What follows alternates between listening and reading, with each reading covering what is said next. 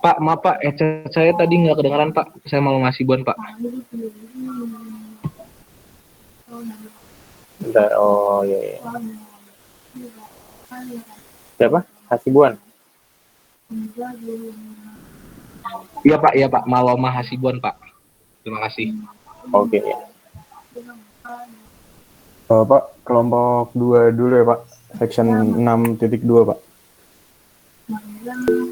Iya, saya izin share screen ya Pak. Iya, silakan.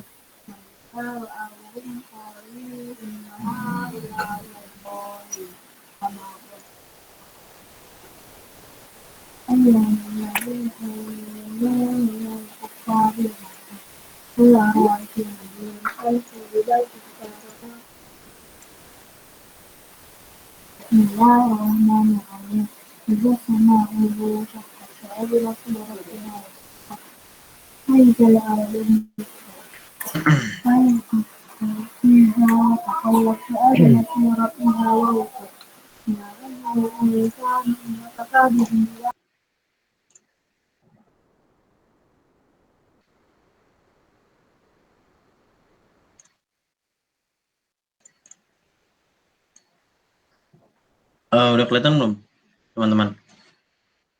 Udah, Ryan. Udah lah. Oke. Oke, Assalamualaikum warahmatullahi wabarakatuh. Selamat siang semuanya. Perkenalkan kami dari kelompok 2 ingin membahas tentang chapter 6 section 2 yaitu Business Intelligence. Kelompok kami terdiri dari saya, Kinandio Ramadan, Reza, Raihan, Audrey, Farhan, dan juga Rifki. Next. Outline dari presentasi kami ini yang pertama membahas sedikit tentang ringkasan teori, yaitu di section 6.2 Business Intelligence, dan juga analisis dari kasus, dan kami mengangkat kasus dari Amazon. Boleh di next. Masuk ke bahasan teori terkait yang pertama, yaitu di section 6.2 Business Intelligence tentang LO 6.5, yaitu Supporting Decisions with Business Intelligence. Masuk ke data warehouse itu sendiri dan data mart di section yang pertama, yaitu munculnya data warehouse ini dikarenakan perusahaan-perusahaan pada zaman ini memiliki data dan informasi yang tersebar di beberapa sistem dengan jenis file yang berbeda. Contohnya ada spreadsheets, ada databases, dan juga word processing files yang disimpan dalam format yang berbeda. Dan situasi seperti ini tuh menyebabkan proses pengambilan data menjadi tidak efisien. Oleh karena itu, data warehouse ini hadir sebagai tempat di mana informasi yang relevan itu dapat disimpan dan juga diakses untuk membuat laporan yang strategis untuk kedepannya. Lalu ada komponen dari data warehouse yang pertama, yaitu repository, yaitu adalah lokasi sentral di mana data itu disimpan dan data itu juga dikelola. Lalu untuk definisi dari data warehouse itu sendiri, yaitu adalah kumpulan informasi logis yang dikumpulkan dari banyak basis data operasional yang berbeda, yang tujuannya itu adalah untuk mendukung aktivitas analisa bisnis dan juga untuk decision making. Tujuan utama dari penggunaan data warehouse ini adalah untuk mengkombinasikan informasi dari satu repository dan repository lain sehingga dapat diakses oleh pihak yang membutuhkan, yaitu hanya data-data yang relevan. Dan keuntungan dari menggunakan data warehouse atau memanfaatkan platform ini adalah dapat mengembangkan profil dari customer-nya, lalu dapat mengidentifikasikan opportunity untuk produk baru, lalu meningkatkan kinerja dan efisiensi operasional, lalu mengidentifikasikan masalah, termasuk masalah keuangan, lalu juga dapat menganalisa tren, dan memahami pesaing, dan juga memahami performance dari produk itu sendiri. Next. Lalu terdapat juga istilah data aggregation. Data aggregation sendiri itu adalah koleksi data dari berbagai sumber untuk kebutuhan data processing. Dan data warehouse ini juga mengkompilasikan informasi dari sumber internal, yaitu informasi transaksional atau operational database, dan juga informasi eksternal dari proses yang bernama ETL, yaitu extraction, transformation, dan juga loading. Dan ETL ini adalah proses yang mengekstraksi informasi dari database internal dan eksternal, lalu mengkonversikannya menggunakan sekumpulan definisi dari perusahaan dan memuatnya ke dalam data warehouse itu sendiri. Lalu ada juga yang dinamakan data mart, yaitu subset dari data warehouse.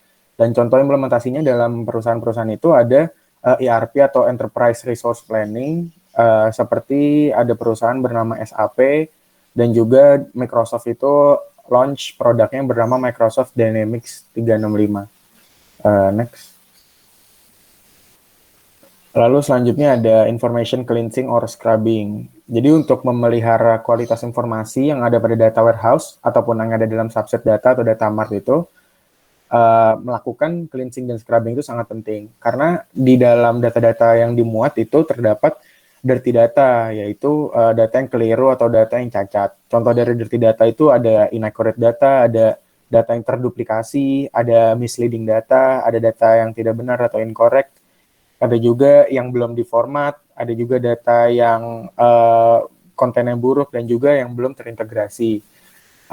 Sehingga meningkatkan kualitas dan efektivitas pengambilan keputusan ini bisa melakukan information cleansing atau scrubbing, yaitu proses menyingkirkan dan memperbaiki atau membuang informasi yang tidak konsisten atau juga yang salah atau yang tidak lengkap. Dan proses ini pertama kali dilakukan itu saat tahap ETL yang tadi, extraction, transformation, dan loading. Boleh di next. Lalu selanjutnya dalam information cleansing dan scrubbing ini terdapat dua determinan atau dua variabel yang dapat ditentukan untuk mengukur kualitas data tersebut. Ada data completeness dan juga tingkat akurasi atau data akurasinya itu sendiri. Ya, untuk mempertahankan completeness dan akurasi ini, perusahaan tuh biasanya melakukan data quality audit untuk mempertahankan kualitas, kelengkapan, dan akurasi informasi atau disebut quality management dari data itu sendiri. Boleh di next. Lalu masuk ke LO 6.6, yaitu identify the advantages of using business intelligence to support managerial decision making. Jadi business intelligence sendiri itu sudah menjadi seni untuk memilah-milah data dalam jumlah yang besar.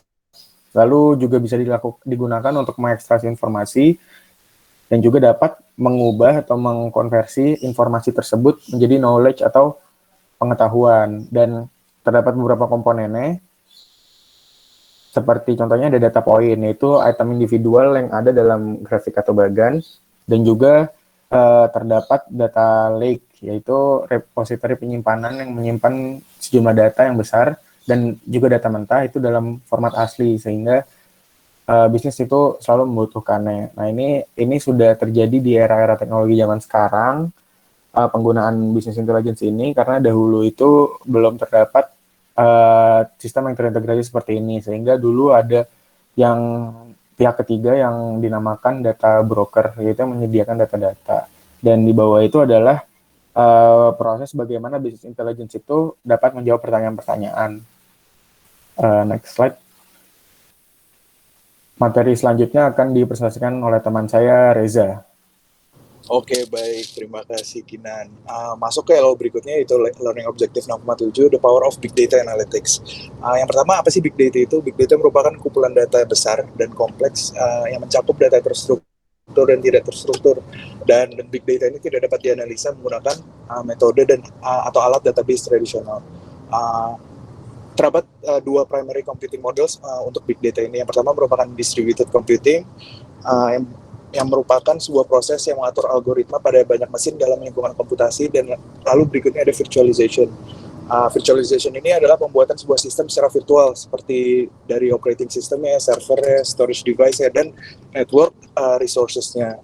Lalu ada 4 karakteristik utama dari Big Data. Yang pertama adalah variety, yang mengacu kepada jenis-jenis Big Data ini yang sangat banyak. Lalu ada veracity, ketidakpastian dari Big Data tersebut. Lalu ada volume, yaitu ukuran atau volume dari Big Data. Dan yang terakhir adalah velocity, yaitu kecepatan dari Big Data itu dapat kita proses. Boleh next, Rehan?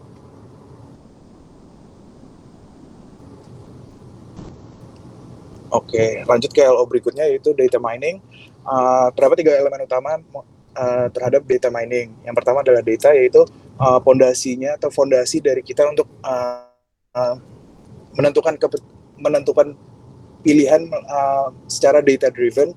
Lalu ada discovery, yaitu proses menemukan pola baru, lalu tren dan juga wawasan dari data yang kita dapatkan.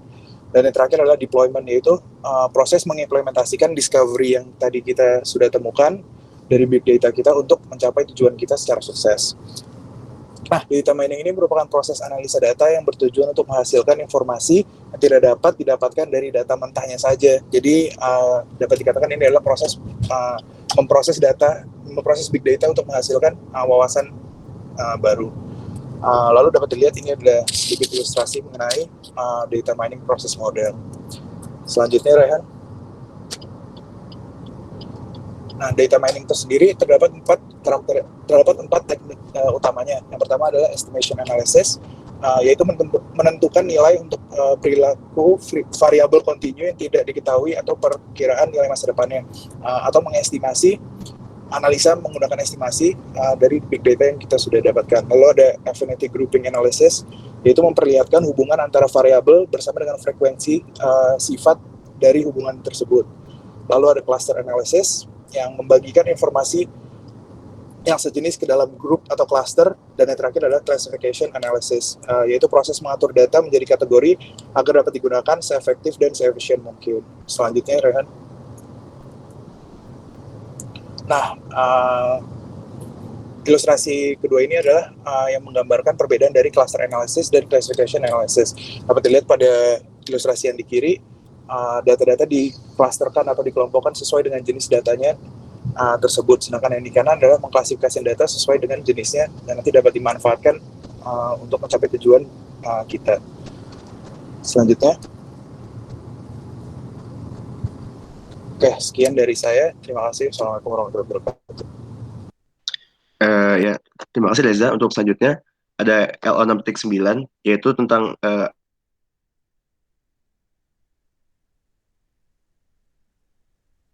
di sini itu kita akan membahas tentang database relasional yang itu akan berisi tentang informasi dalam rangkaian tabel 2 dimensi. Terus juga bakal ada dengan big data itu informasi itu bakal bersifat multidimensi, artinya berisi lapisan kolom dan baris yang akan saya jelaskan setelah ini. Terus itu sebelumnya juga kita harus mengetahui juga apa itu dimensi. Dimensi adalah sebuah atribut informasi tertentu. Dan setiap lapisan dalam data itu mewakili informasi sesuai dengan dimensi tambahannya. Next. Nah, sini ada kubus informasi. Jadi, ini ada kubus A sebelah kiri, kubus B di tengah, dan juga kubus C di sebelah kanan. Jadi, ini contohnya itu adalah sebuah, ketika mungkin ada sebuah data mengenai sebuah promo di produk di suatu toko. Nah, di kubus A itu ada semua datanya, di mana, tadi, semua dimensi itu terpenuhi di kubus A. Terus di kubus B itu hanya bagian tengah saja, berarti itu membahas tentang, jadi data yang diambil itu adalah data tentang promo 2, bisa dibaca di bawahnya, terus promo 2 di semua produk dan di semua toko. Terus yang di kubus C itu, nah cuman kubus di tengah-tengah aja, berarti itu cuman ada di, cuman ngebahas tentang promo 2, di produk B di store 2. Nah, jadi gitu. Jadi kubus informasi ini kurang lebih adalah sebuah gambaran bagaimana data itu ditransfer dari sebuah big data menjadi bagian-bagian yang lebih kecil. Next. Nah, selanjutnya ada Advanced Data Analytics. Jadi sebelumnya itu saya mau menjelaskan tentang data analytics. Data analytics adalah sebuah ilmu pengambilan keputusan berdasarkan fakta. Jadi Advanced Data Analytics ini adalah sebuah rumus matematika yang disimpan atau kita tempatkan itu dalam sebuah software untuk melakukan analisis pada kumpulan data. Nah, ada 3 komponen penting, yaitu anomaly detection, outlier, dan juga phase data. Yang pertama, anomaly detection, yaitu adalah sebuah proses mengidentifikasi peristiwa langka atau tidak terduga dalam kumpulan data yang tidak sesuai dengan item lain dalam kumpulan data. Jadi, di anomaly detection ini kita mendeteksi apakah ada peristiwa aneh yang nggak kita pengenin gitu. Terus outlier ini adalah sebuah nilai data yang secara numerik jauh dari sebagian besar titik data lainnya dalam sekumpulan data.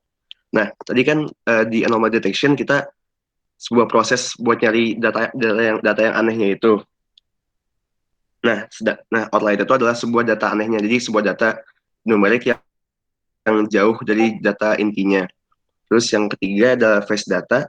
Phase data yaitu adalah sebuah penerapan analitik data besar ke kumpulan data yang lebih kecil secara dekat atau waktu nyata untuk memecahkan masalah atau menciptakan nilai bisnis. Nah, jadi fast data ini sangat berkaitan banget dengan business intelligence. Kenapa?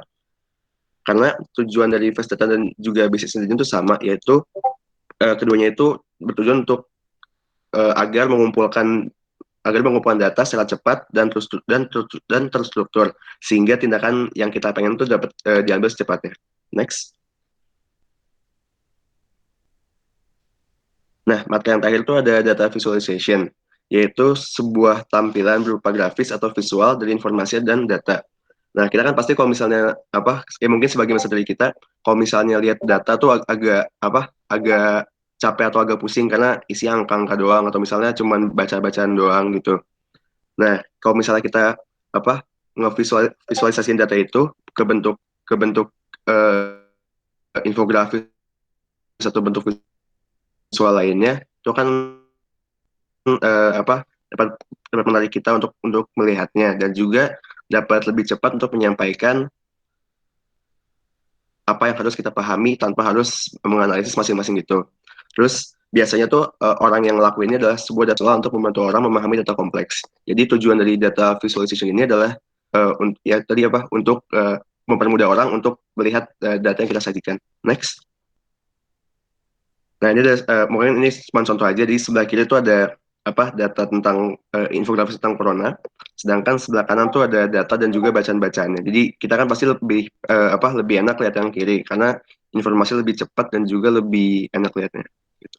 Sekian dari saya. Selanjutnya akan membahas tentang studi kasus.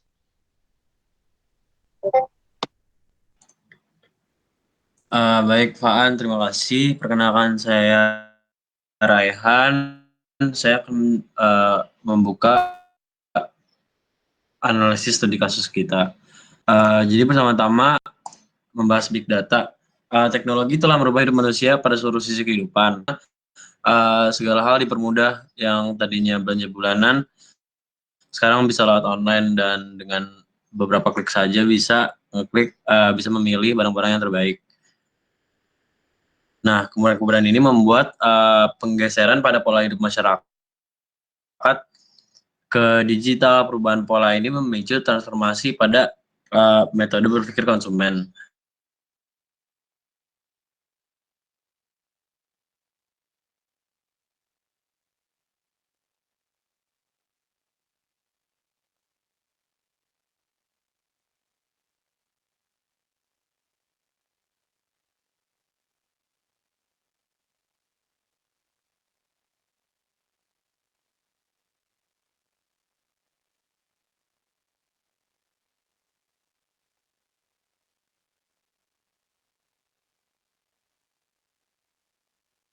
Ada konsumen. Amazon itu dibimbing oleh 4 prinsipal, yaitu customer obsession rather than competitor focus, passion for invention, dan commitment to operational excellence and long-term thinking.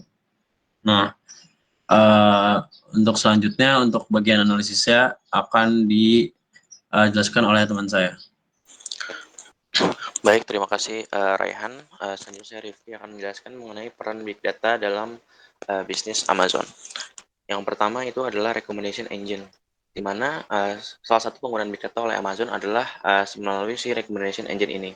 Nah, mereka menggunakan data mining untuk membuat si recommendation engine ini dengan menganalisis Big Data yang sudah mereka kumpulkan dari berbagai pelanggan yang berbelanja dan membuat account di platform mereka, yang kemudian disimpan dalam sebuah data warehouse yang sebelumnya sudah dijelaskan oleh Kinan tadi, yang kemudian dapat diaplikasikan kepada si recommendation engine ini secara akurat sesuai dengan salah satu determinan dari kualitas data. Nah, jadi dengan adanya recommendation engine ini, ketika pelanggan mencari suatu item tertentu, ini memungkinkan Amazon untuk memprediksi dengan lebih baik, apalagi yang mungkin diminati oleh pelanggannya. Dan recommendation engine ini menyumbang 35% dari penjualan tahunan perusahaan. Nah, selanjutnya juga Amazon itu mengumpulkan data-data individu dari pelanggannya saat mereka itu menggunakan si situs webnya si Amazonnya. Jadi selain apa yang dibeli pelanggannya, Amazon itu juga mengamati nih dari data-datanya. Mereka melihat item yang dilihat dari si konsumen ini apa aja, alamat pengirimannya itu kemana aja, dan apakah pelanggan itu meninggalkan review atau tidak. Nah, kemudian dari big data ini, dari data-data yang sudah dikumpulkan ini, terutama dari lokasi pengiriman, Amazon itu memilih gudang yang paling dekat bagi pelanggannya untuk dipilih dan juga nanti dikirim dari gudang tersebut. Nah, kemudian dengan begitu si biaya pengiriman ini itu dapat dikurangi dari 10 sampai dengan 40%. Sorry, ini masih sebelumnya slide-nya, masih yang peran big data. Nah, oke. Tadi untuk recommendation engine.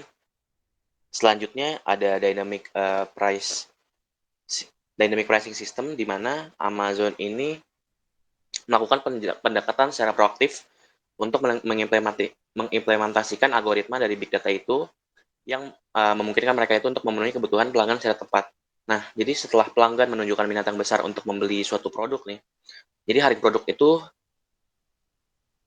berubah ke harga yang sedikit lebih tinggi.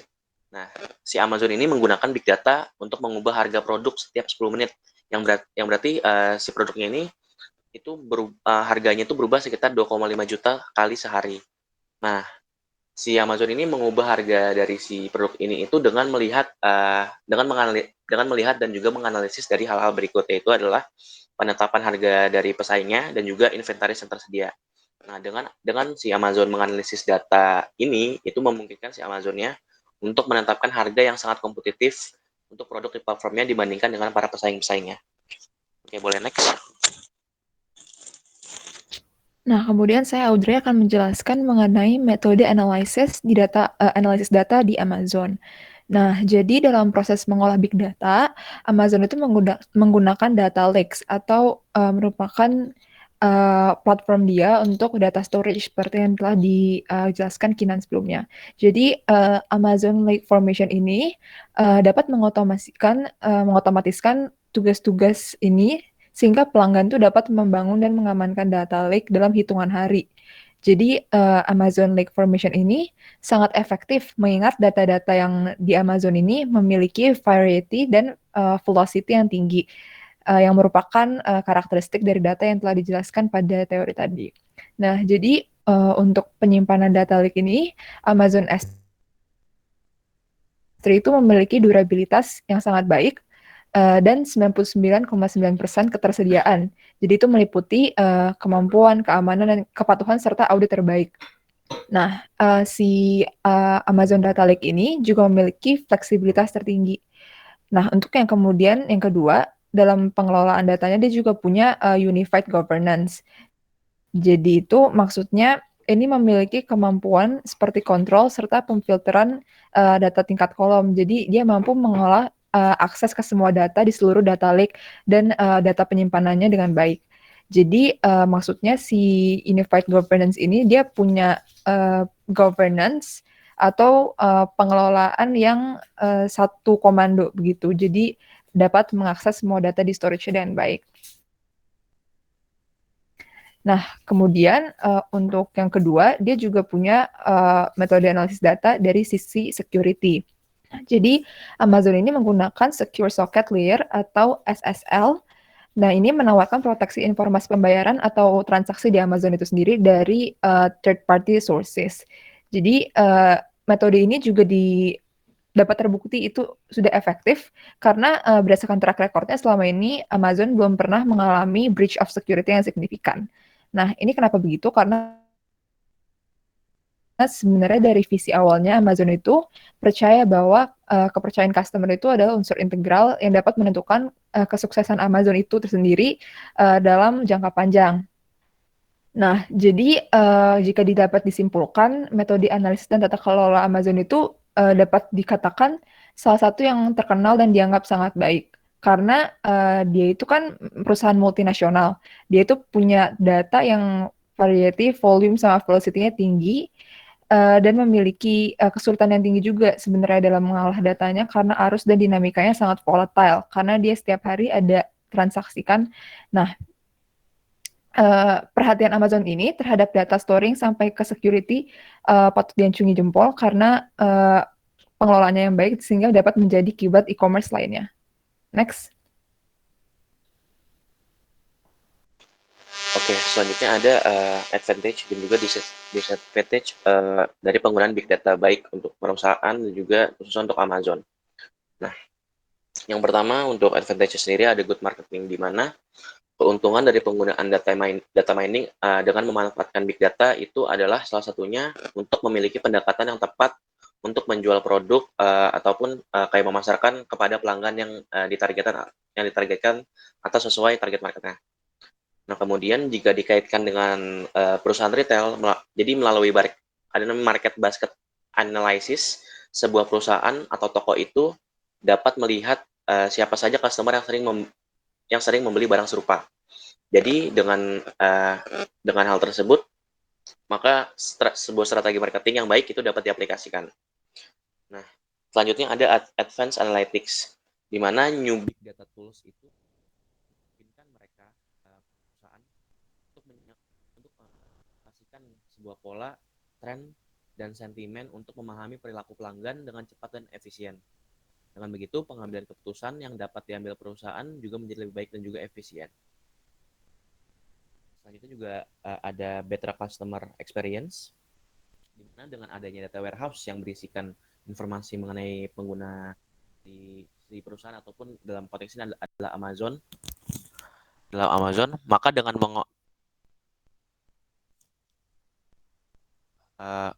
halo, oke, sorry, tadi ada gangguan sinyal.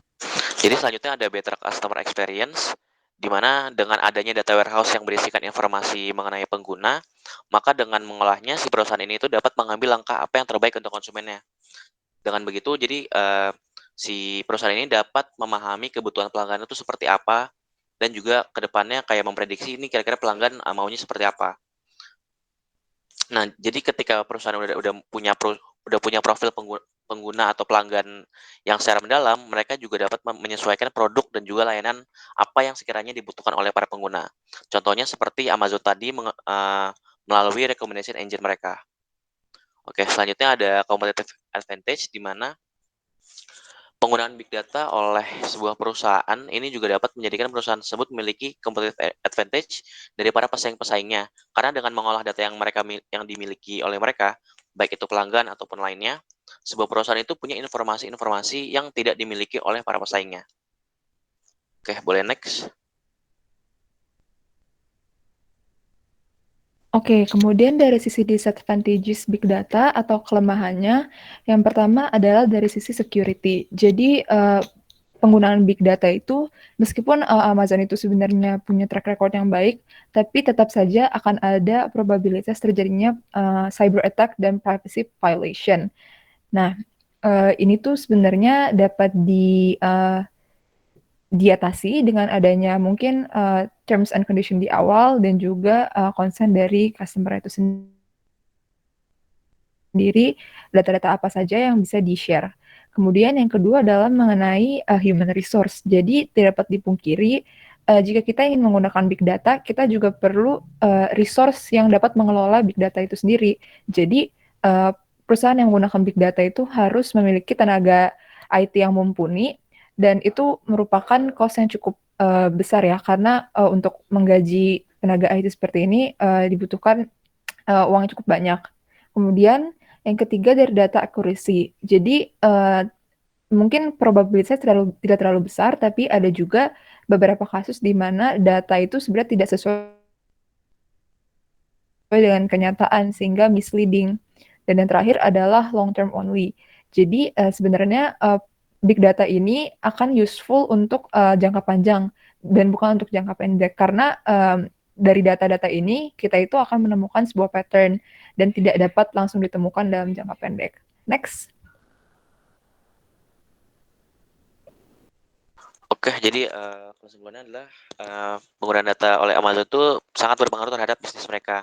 Dan di mana penggunaan dari big data dan juga data mining yang dilakukan oleh Amazon itu sangat berputar di customer experience mereka. Dan di mana dalam analisisnya juga tadi disebutkan oleh Audrey kalau mereka itu tidak pernah mengalami breach of security yang signifikan karena mereka percaya bahwa customer adalah unsur integral yang menentukan kesuksesan jangka panjang. Nah, kemudian dengan penggunaan big data oleh Amazon ini juga ada advantage dan juga disadvantage yang mereka dapatkan, di mana mereka juga perlu mempertimbangkan resiko dari penggunaan dari big data juga data mining yang mereka lakukan. Dan dengan begitu, dengan mereka dapat mengovercome dari disadvantage-nya, mereka dapat memaksimalkan penggunaan big data untuk service mereka yang lebih baik lagi. Baik, sekian presentasi dari kami. Kurang lebihnya mohon maaf. Terima kasih semuanya. Silakan kalau ada yang mau bertanya dengan kelompok yang presentasi.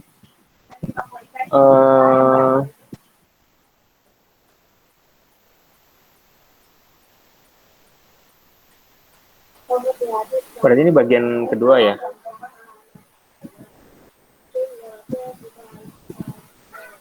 Silakan yang mau bertanya terkait dengan materi atau kasus.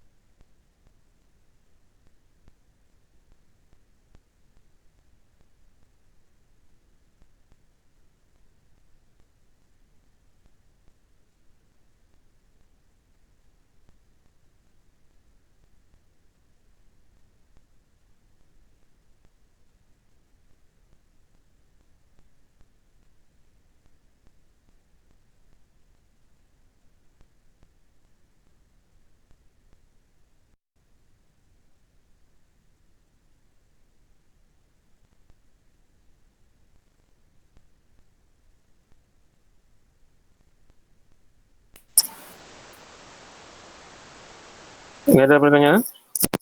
Kalau nggak ada, saya yang bertanya. Oke, tadi kan sudah jelas terkait dengan data visualization ya. Kira-kira dari teman-teman presentasi, itu software yang bisa digunakan untuk data visualization itu apa sih? Dan apa ya, software mungkin untuk pemula itu seperti apa, dan yang paling sering digunakan itu yang mana gitu ya. Silakan.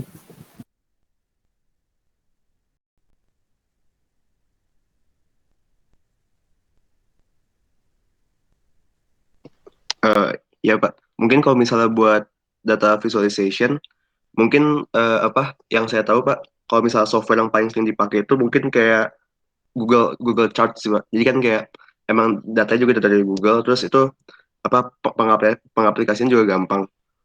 Terus kalau misalnya buat apa, sebenarnya saya software lain juga apa namanya agak kurang tahu sih, Pak. Tapi yang saya tahu itu tadi apa, terus yang paling banyak orang pakai juga Google Charts sih, Pak. Jadi Google Chat ada ya? Saya baru tahu tuh. ada, Pak. Jadi ya pokoknya bisa bikin apa, ya bikin bikin charts, terus apa, grafik Online berarti juga. ya? Atau Iya, gimana? iya Pak, online, Pak.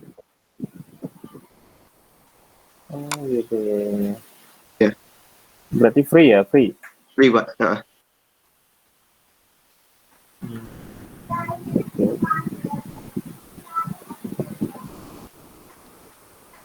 Kayaknya baru ya itu ya. Udah sering dipakai? Sering kamu eh, pakai ya?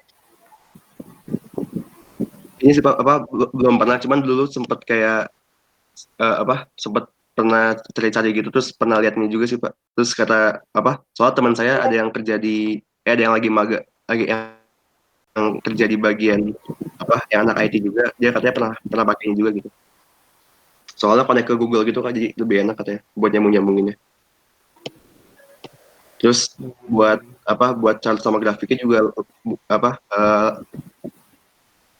katanya apa, lengkap banget gitu Pak. Jadi tinggal pilih-pilih doang maunya apa. Itu ekspor datanya dari atau impor datanya bisa dari apa aja ya? Dari Excel atau apa gitu ya? Atau gimana? Bentar Pak, saya juga soalnya belum apa, belum terlalu paham isinya gimana, cuman coba bentar Oh, Pak. pernah pakai nggak? Belum sih Pak, ya Oh, cuman belum. baru tahu dari teman aja itu. Oke, oke.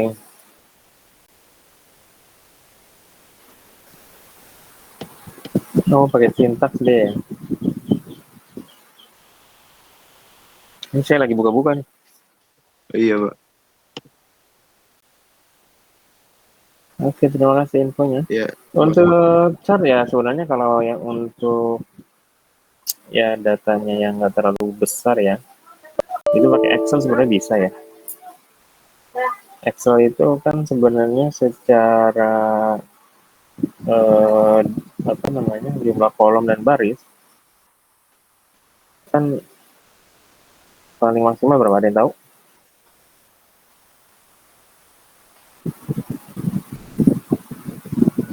Ada yang tahu?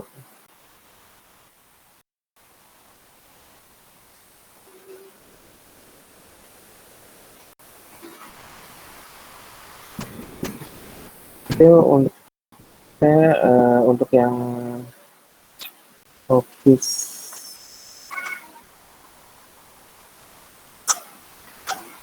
apa Excel yang 2016 ya atau 2017 ya, ini sekitar 65.000 baris ya, 65.500, sekitar 65.500 baris. Itu bisa digunakan untuk data yang sebesar itu.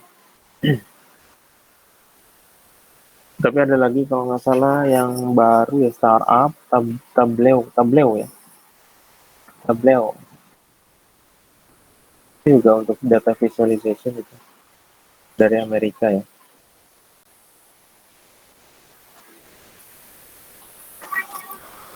Oke, ada pertanyaan dari kelompok lain?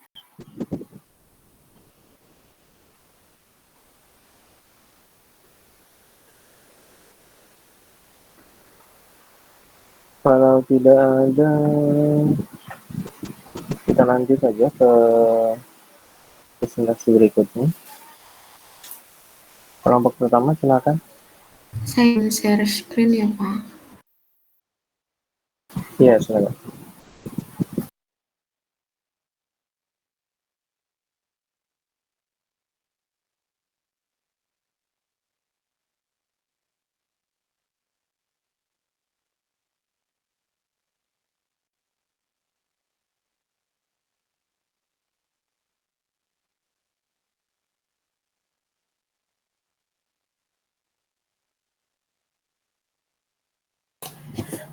Oke, saya buka presentasinya ya, Pak.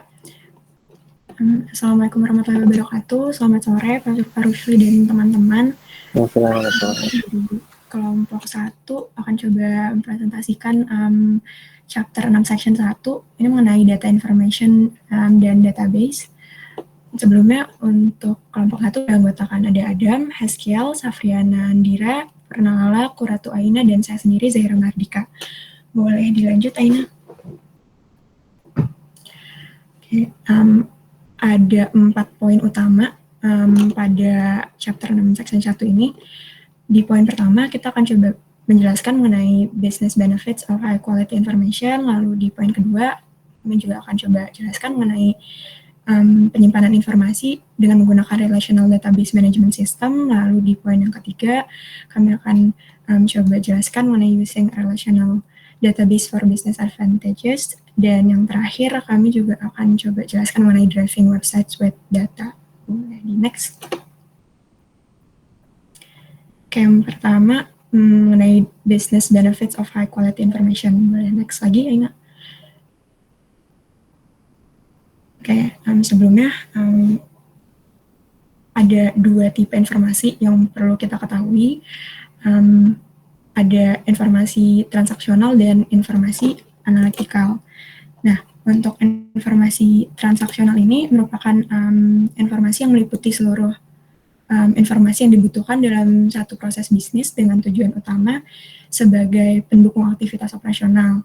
Informasi transaksional juga perlu dimiliki dan disimpan organisasi demi mendukung aktivitas operasionalnya tadi, serta pengambilan keputusan yang sifatnya berulang dan periodenya biasanya harian atau daily decision making.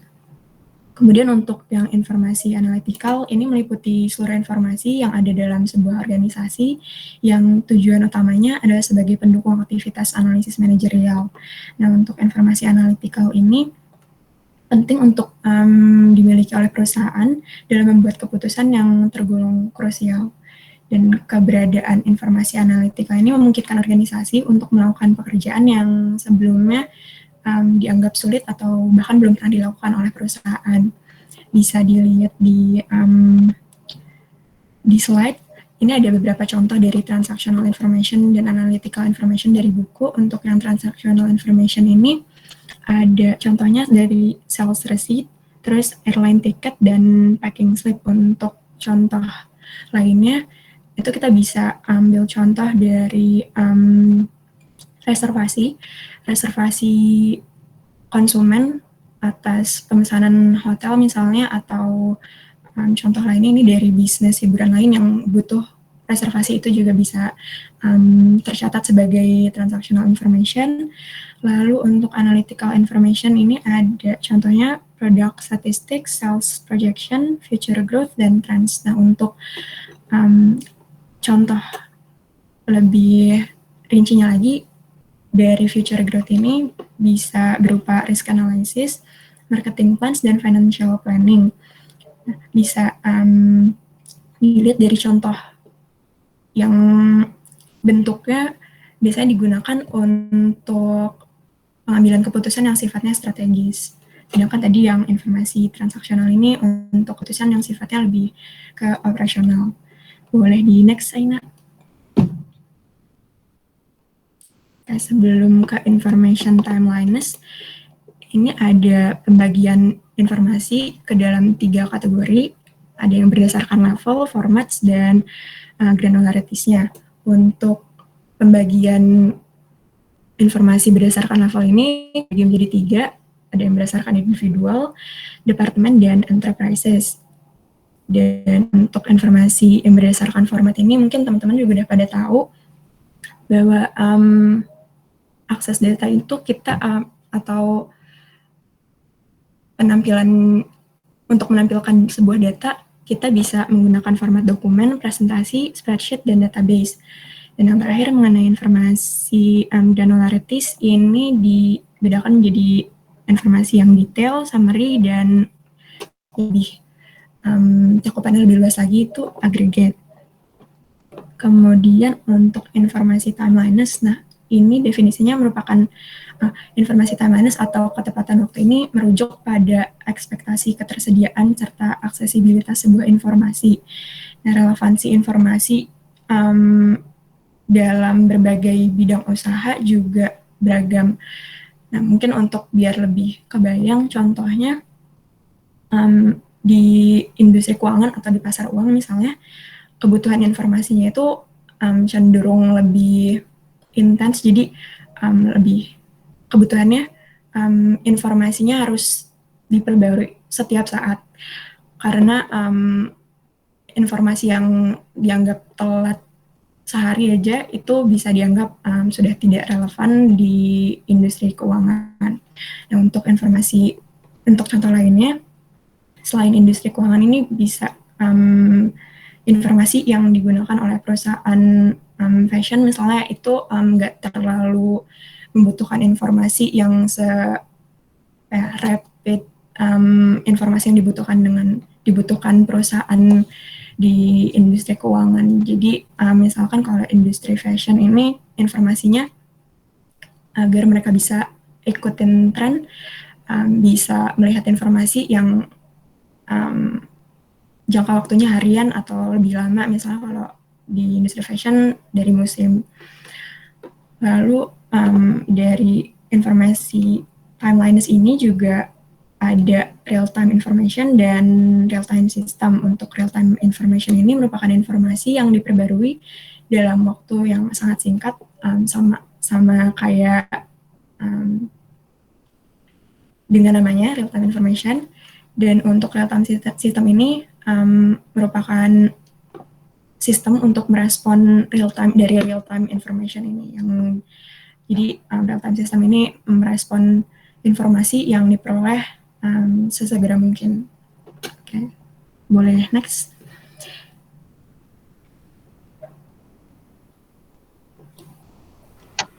Oke, selanjutnya saya ingin melanjutkan presentasi untuk information quality. Sebagaimana kita tahu, dalam pengambilan keputusan itu sangat bergantung dengan informasi yang dimiliki. Semakin baik kualitas informasi yang dimiliki, kemungkinan keputusan yang diambil juga akan semakin baik. Gitu.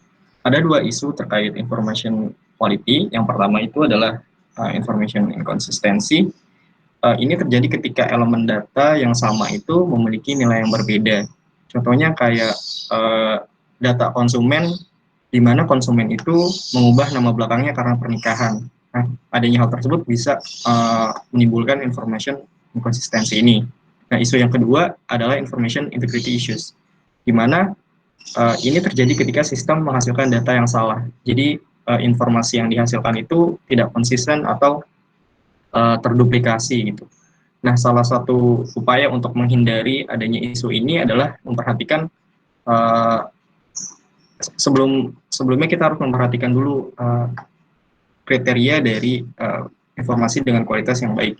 Yang pertama itu adalah akurasi, di mana informasinya ini apakah sudah akurat, seperti itu. Dan yang kedua itu completed, di mana informasi yang ada itu lengkap, nggak ada informasi yang hilang dari informasi tersebut. Dan yang ketiga itu adalah konsisten, di mana ringkasan dari informasi itu sesuai dengan informasi detail dari informasi tersebut. Dan yang keempat itu adalah timely, di mana informasi ini berhubungan dengan kebutuhan bisnis saat ini. Dan yang terakhir unik, di mana setiap transaksi atau peristiwa itu diwakili hanya dalam satu informasi, seperti itu. Nah, penggunaan low quality information itu menimbulkan cost, di mana informasi yang salah gitu atau informasi dengan kualitas yang kurang baik dapat menyebabkan manajer membuat keputusan yang salah, sehingga dapat menghabiskan waktu, uang, reputasi, dan bahkan pekerjaan. Contohnya kayak dengan penggunaan low quality information, perusahaan akan sulit untuk melacak pendapatan gitu, karena mungkin saja faktur yang dari penjualan itu tidak akurat, sehingga perusahaan sulit melacak pendapatan, atau perusahaan akan sulit untuk membangun hubungan yang kuat dengan pelanggan, seperti itu. Nah, high quality information itu sangat memiliki banyak keunggulan gitu ya.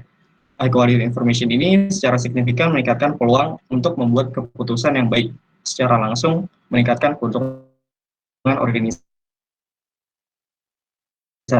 Tapi bukan berarti dengan menggunakan informasi dengan kualitas yang tinggi itu keputusan yang kita ambil akan sempurna gitu ya.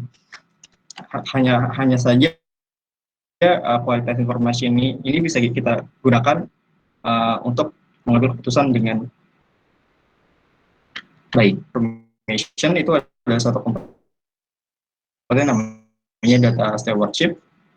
Data stewardship ini adalah pengelolaan dan pengawasan transaksi untuk membantu menyediakan pengguna bisnis data berkualitas tinggi. Jadi data stewardship ini bertanggung jawab untuk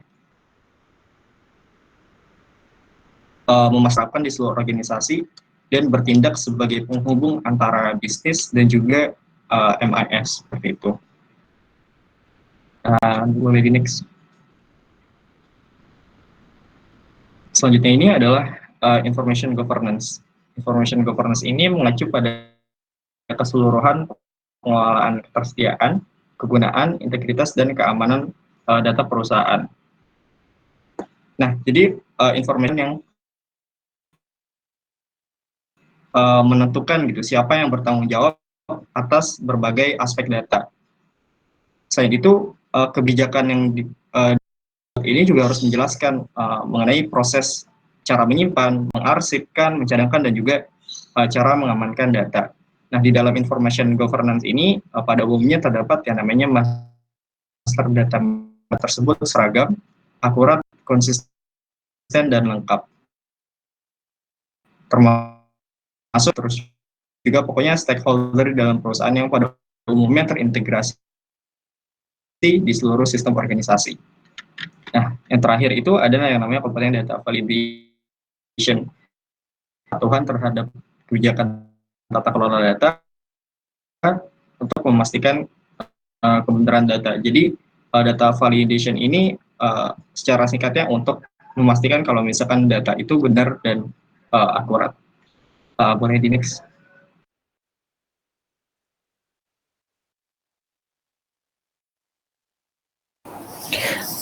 Baik, selanjutnya adalah storing information using relational database management system. Next. Yang pertama adalah database. Database adalah kumpulan informasi terstruktur yang terorganisir atau data yang biasanya disimpan secara elektronik dalam sistem komputer. Database ini biasanya disimpan dan dikontrol oleh database management system. Database ini biasanya menyimpan beberapa hal seperti objek, event, people, dan place. Database management system atau bisa disebut DBMS berfungsi untuk membaca, memperbaharui, dan menghilangkan data saat melakukan proses kontrol akses dan pengamanan. Selanjutnya adalah data elements. Data elements adalah unit terkecil dari sebuah informasi yang memuat tentang data konsumen, email, diskon, preferensi pengiriman, nama produk, dan lain. Selanjutnya adalah data model. Data model adalah struktur data yang menggambarkan hubungan antara data elemen dengan menggunakan grafik atau gambar. Selanjutnya adalah relationship of database, DBMS, dan user. Jadi hubungan dari ketiga tersebut adalah jadi user itu menggunakan atau mengakses database menggunakan DBMS itu. Nah, dalam mengakses DBMS itu, kita bisa menggunakan dua media atau dua alat. Yang pertama bisa menggunakan query by example atau QBE tool. Adalah sebuah tool desain untuk menjawab pertanyaan terkait database. Yang kedua bisa menggunakan structured query language atau SQL. SQL itu adalah sebuah sistem yang menanyakan kode untuk menjawab pertanyaan terkait database. Dengan menggunakan satu dari media tersebut, maka user dapat mengakses database yang berisikan data-data tentang penggunaan produk, pengguna, produk, distributor, dan lain-lain. Next.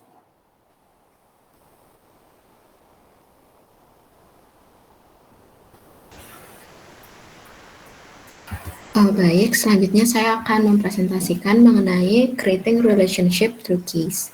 Nah, jadi di dalam database relasional itu terdapat dua kunci. Yang pertama itu ada primary key, yaitu bidang atau grup bidang yang secara unik mengidentifikasi rekaman tertentu dalam tabel.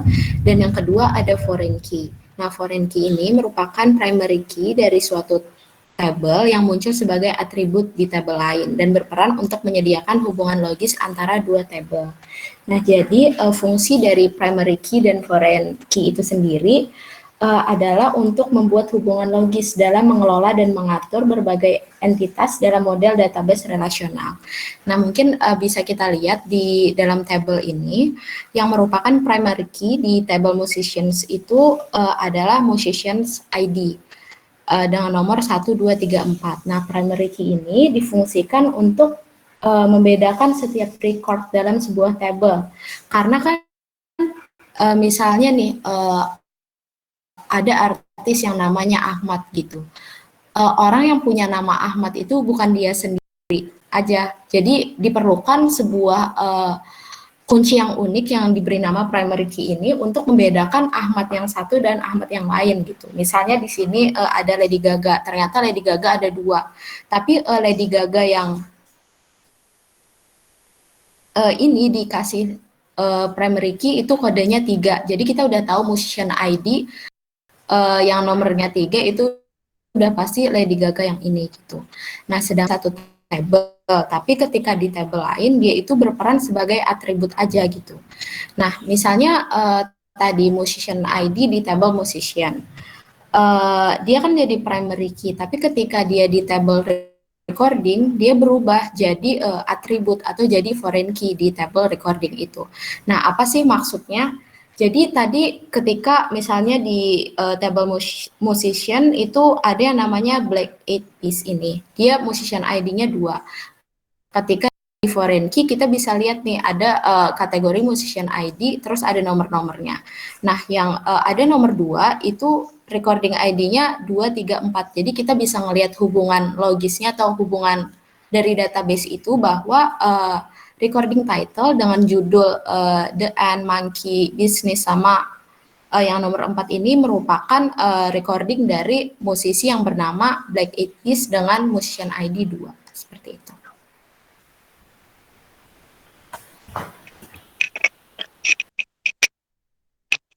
Oke, selanjutnya saya akan menjelaskan tentang using a rational database for business advantage. Next.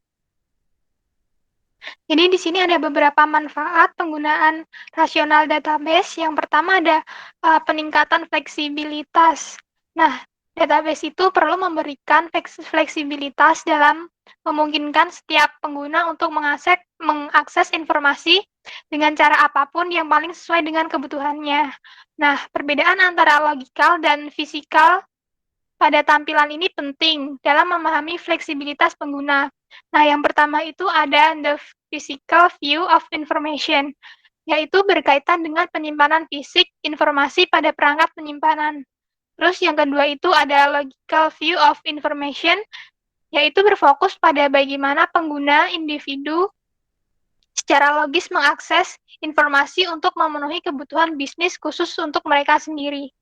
Nah, contohnya pada mail order bisnis, satu pengguna itu mungkin menginginkan laporan disajikan dalam bentuk format abjad, di mana nama belakang itu harus muncul di sebelum nama depan. Nah, pengguna lain yang bekerja di sistem surat katalog ingin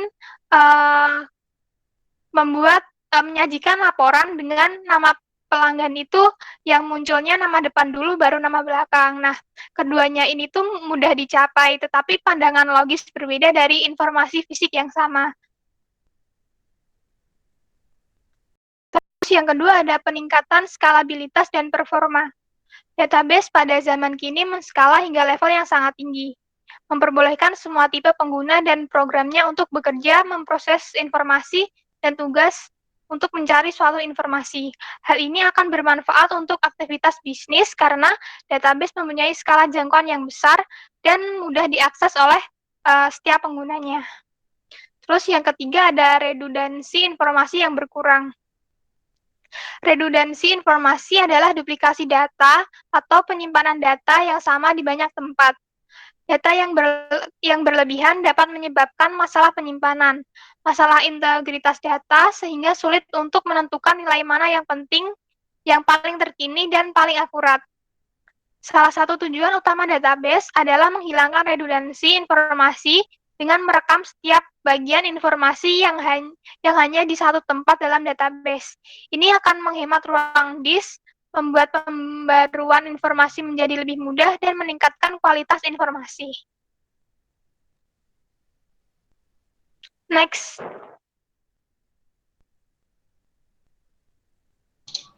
Ya, selanjutnya keuntungan dari pengguna relational database pada bisnis selanjutnya adalah increase information integrity. Information integrity itu yang seperti tadi sudah dijelaskan oleh Adam, itu information integrity ini adalah pengukuran atas kualitas informasi. Nah, kualitas informasi itu yang tadi seperti dijelaskan oleh Adam, yang berupa tentang keakurasinya, konsistensinya, keunikannya, dan ketepatannya terhadap waktu yang dibutuhkan. Nah, untuk mengukur information integrity ini dibutuhkan namanya integrity constraint, yaitu adalah seperangkat ketentuan-ketentuan untuk memastikan kualitas suatu informasi. Nah, ada dua tipe nih integrity constraint. Yang pertama itu adalah relational integrity constraint, yaitu adalah aturan yang menegakkan batasan-batasan yang berbasis informasi dasar atau fundamental. Contohnya itu seperti ketentuan yang tidak memungkinkan seseorang untuk membuat pesanan untuk pelanggan yang sebenarnya nggak ada. Atau memberikan presentasi markup yang negatif, atau memesan 0 pon bahan mentah dari pemasok. Nah, selanjutnya ini adalah business critical integrity constraint. Nah, ini adalah constraint yang menegakkan aturan bisnis yang penting untuk kesuksesan organisasi dan seringkali membutuhkan lebih banyak wawasan dan pengetahuan daripada yang sebelumnya, yaitu relational integrity constraint. Nah, contohnya ini adalah seorang supplier bahan makanan segar untuk toko grosir mengadakan aturan bahwa pengajuan retur tidak akan diterima apabila melewati waktu 15 hari setelah hari penghantaran. Nah, 15 hari ini diambil karena dalam 15 hari ini terdapat kemungkinan bahwa barang yang ia jual ini akan mengalami pembusukan produknya. Ya, selanjutnya ini adalah increase information security atau keamanan informasi. Nah, untuk meningkatkan keamanan informasi ini terdapat beberapa fitur. Nah, di sini fiturnya adalah yang pertama seperti password. Password ini digunakan untuk mengotentifikasi. Nah, habis itu yang kedua ada level akses. Level akses ini gunanya untuk menentukan siapa aja yang dapat mengakses suatu data. Lalu yang ketiga ada data control. Data control ini untuk menentukan tipe akses seperti apa yang diberikan kepada orang-orang tertentu tadi. Selanjutnya. Nah, selanjutnya kita akan membahas mengenai driving websites with data. Nah, jadi ada namanya istilah data-driven website, yaitu adalah sebuah situs website interaktif yang terus diperbarui dan relevan dengan kebutuhan pelanggannya menggunakan database. Nah, biasanya nih website seperti ini tuh dia memiliki banyak sekali informasi, jadi informasi-informasi tersebut bisa disaring untuk diterima pada konsumen.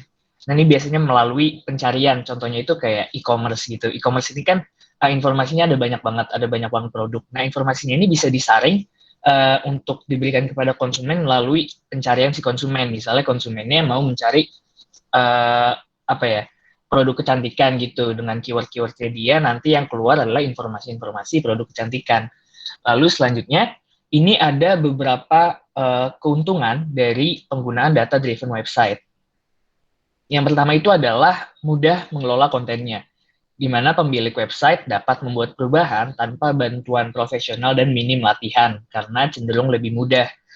Lalu selanjutnya, mudah menyimpan data besar. Nah, data-driven website ini dapat menyimpan banyak sekali informasi dengan tetap terorganisir. Lalu yang terakhir adalah mudah mengeliminasi kesalahan manusia, di mana saat penggunaan data-driven website ini dapat mendeteksi kesalahan entry data dan memastikan informasi yang dimasukkan ini adalah benar. Ya, lanjut. Selanjutnya kita akan membahas mengenai kasus kita dan relasinya dengan materi.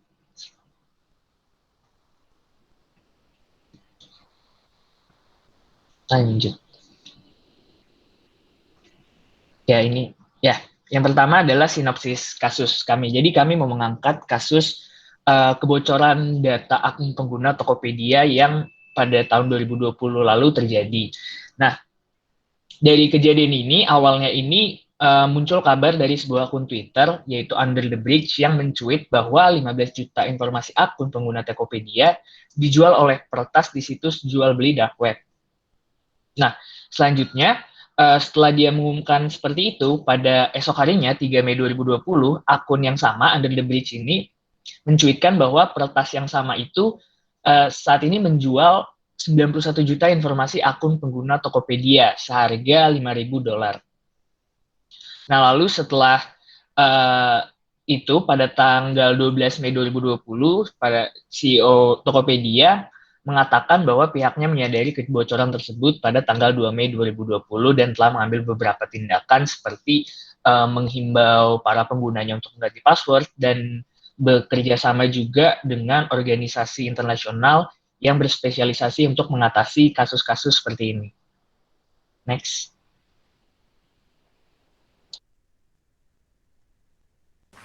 Baik, selanjutnya saya akan menjelaskan mengenai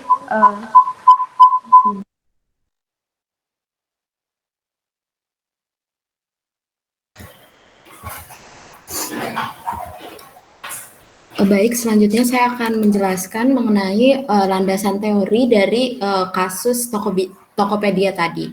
Jadi di sini kami mengambil teori increase information security. Nah, jadi terdapat beberapa fitur-fitur keamanan yang disediakan oleh database. Yang pertama itu ada kata sandi atau password. Nah, fitur keamanan berupa password ini digunakan untuk proses autentikasi. Terus yang kemudian ada tingkat akses atau akses level yang digunakan untuk menentukan siapa yang dapat mengakses data. Terus ada akses kontrol atau kontrol akses yang digunakan untuk menentukan jenis akses yang mereka miliki ke informasi. Nah, selain ketiga hal di atas, terdapat beberapa cara lain untuk meningkatkan keamanan informasi. Yang pertama itu ada identity management atau manajemen identitas. Nah, identity management itu sendiri adalah area administratif luas yang berhubungan dengan mengidentifikasi individu dalam sistem seperti negara, jaringan, atau perusahaan dan mengendalikan akses mereka ke sumber daya dalam sistem itu dengan mengaitkan hak dan batasan pengguna dengan identitas yang telah ditetapkan. Kemudian ada juga cara lain yaitu menerapkan kebijakan dan prosedur tata kelola data yang digunakan untuk memastikan keamanan dari cloud computing itu sendiri.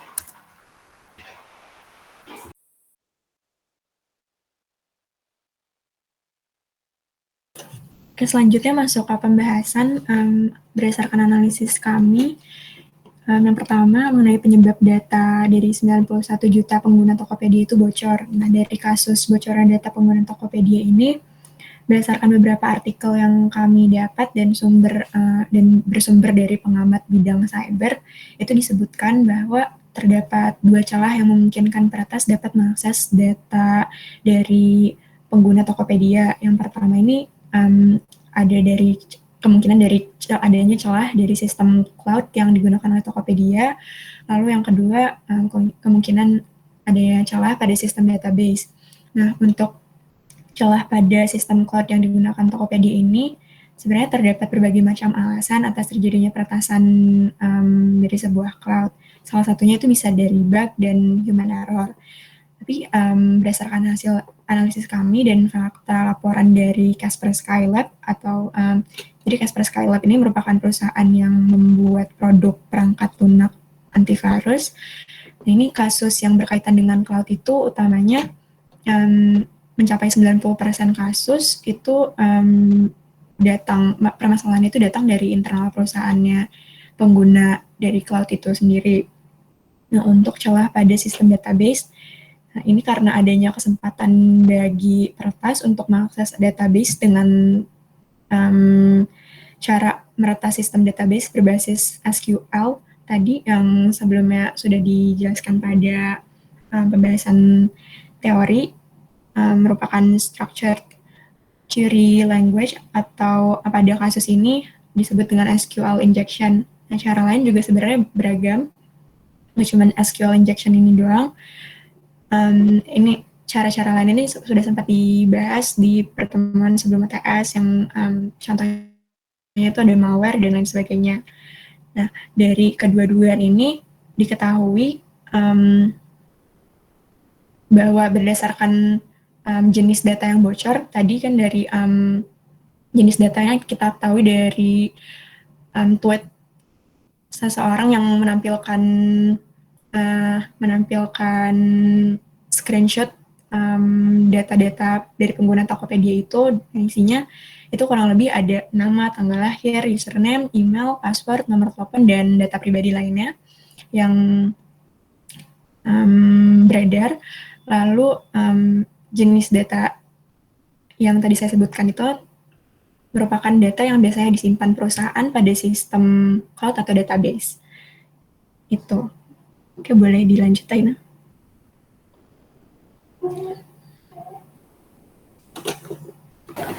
Ya, pada pembahasan kedua adalah akibat adanya pencurian database di Tokopedia. Dengan adanya pencurian database, salah satunya di Tokopedia ini, maka memungkinkan terjadinya penyalahgunaan informasi terkait database tersebut.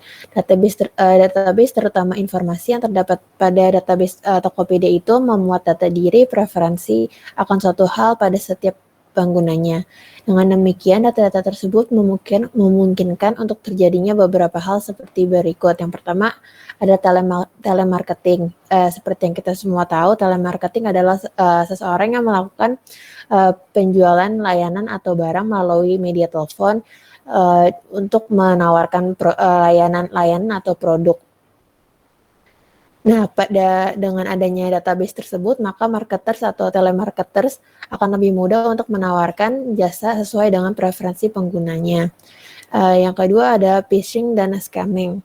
Phishing itu adalah suatu metode kejahatan di dunia maya, di mana targetnya akan dihubungi melalui email, telepon, atau pesan teks oleh seseorang yang menyamar sebagai lembaga sah. Di sini misalnya berpura-pura menjadi pihak dari Tokopedia untuk memikat individu agar mendapatkan data sensitif seperti informasi yang dapat diidentifikasikan sebagai data pribadi, rincian kartu kredit, perbankan, dan lain-lain.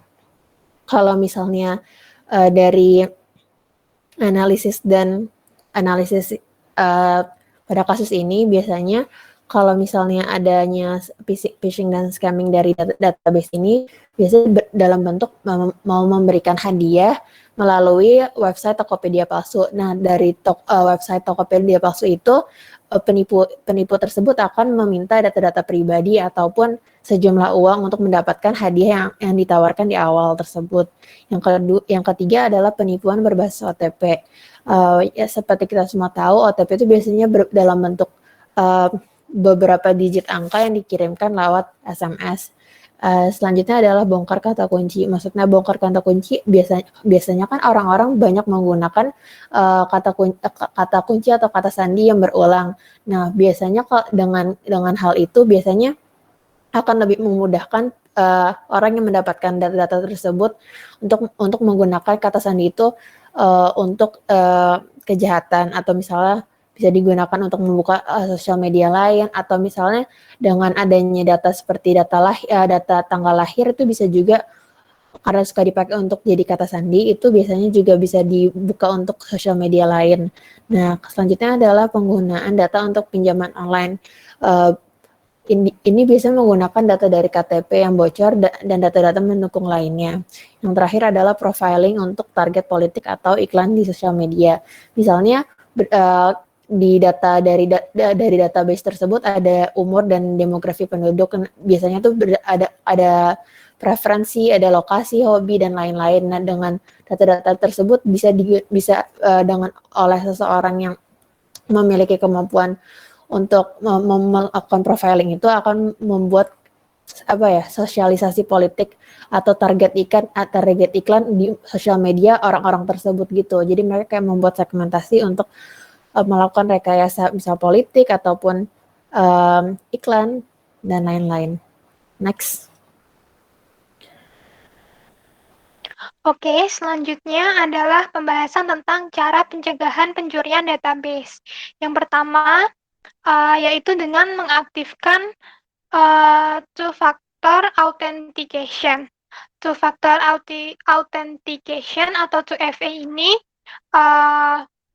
membutuhkan dua proses identifikasi oleh pengguna, yaitu menggunakan password dan kode keamanan. Umumnya untuk menggunakan aplikasi, pengguna cukup login, memasukkan email dan password. Namun, ketika menerapkan two-factor authentication, terdapat langkah lain yang perlu dilanjutkan. Situs yang mengaktifkan two-factor authentication akan terhubung dengan nomor telepon pengguna. Ketika pengguna login, maka kode OTP akan dikirimkan melalui nomor telepon. Hal ini bertujuan agar bukan hanya orang yang mengetahui password saja yang bisa login, tapi seseorang itu harus memiliki kode OTP juga. Nah, hal ini akan meningkatkan keamanan secara berlapis. Terus yang kedua ada untuk meningkatkan keamanan database itu juga dapat menggunakan password yang berbeda-beda untuk setiap aplikasi. Nah, seperti yang sudah dijelaskan Andira tadi, hal ini itu bertujuan agar ketika data suatu aplikasi sudah tercuri, maka pencuri tidak bisa mencuri data di aplikasi yang lain, karena aplikasi tersebut menggunakan password yang berbeda dengan aplikasi sebelumnya. Namun, pada kenyataannya, banyak masyarakat Indonesia yang masih menggunakan password yang sama dengan jenis aplikasi yang dimilikinya. Next.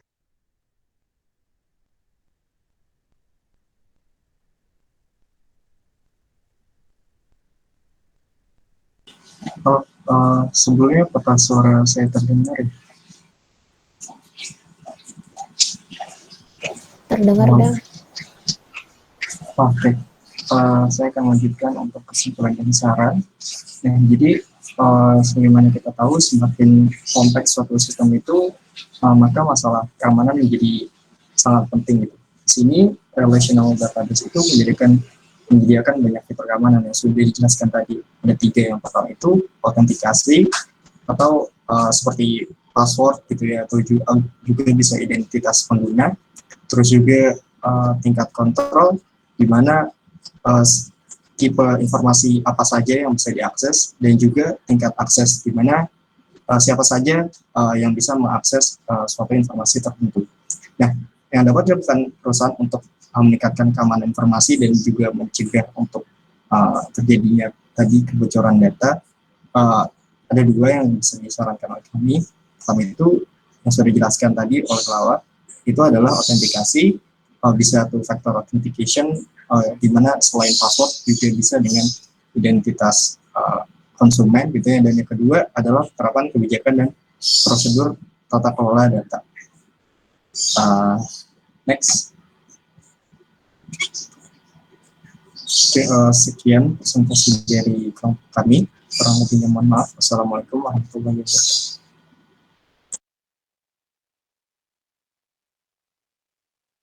Silakan kalau ada yang mau bertanya.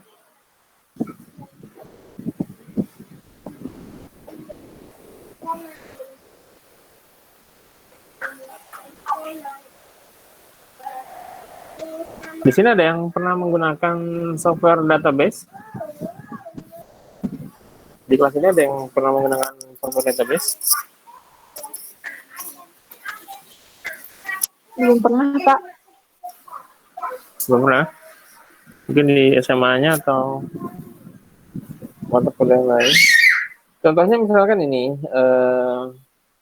software database itu yang terkenal, yang sering mungkin didengar.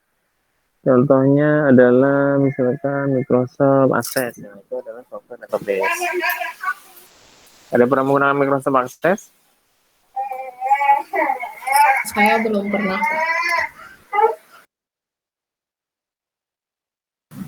Nah, selain itu ada Oracle, ada MySQL, PostgreSQL, dan sebagainya. Itu contoh-contoh software database. Sebenarnya nanti akan teman-teman pelajari ketika di mata kuliah sistem informasi perusahaan. Walaupun masih bentuknya basic ya untuk yang di SIP. Dan nanti ya mata kuliah SIP ini karena memang mata kuliah prasyaratnya adalah pengantar teknologi informasi untuk bahasan mengenai database relasional itu akan dibahas ketika di SIP, sistem informasi perusahaan. Silakan kalau ada yang mau bertanya.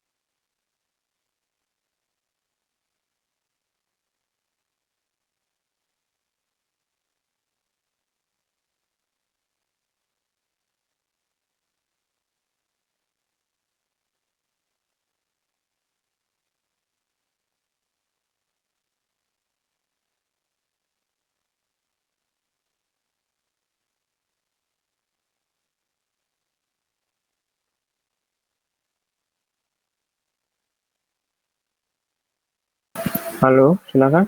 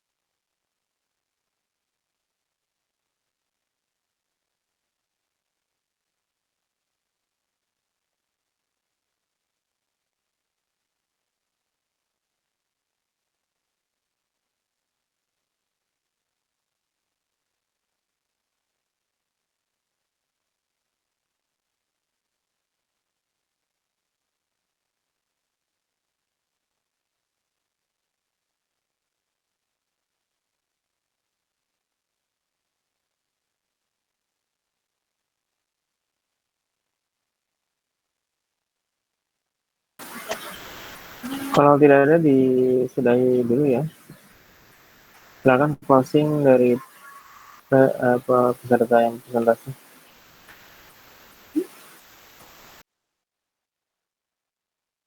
Baik, apabila tidak ada pertanyaan, terima kasih kepada teman-teman jika sudah mendengarkan. Mohon maaf apabila ada kesalahan dari kami. Wassalamualaikum warahmatullahi wabarakatuh.